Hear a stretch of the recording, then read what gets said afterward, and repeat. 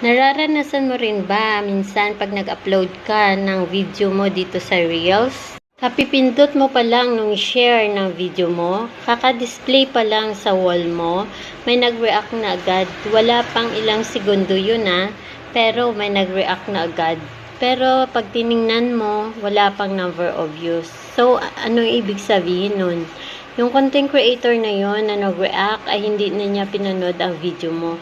Kinlik niya na agad yung reaction para masabing nag-react siya sa video mo. Pero ang totoo, hindi niya pinanood ang video mo.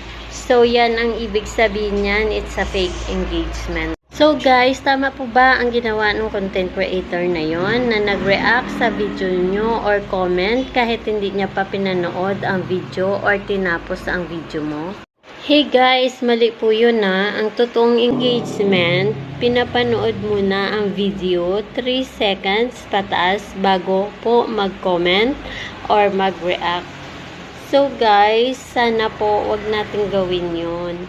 Magtulungan po tayo as a content creator.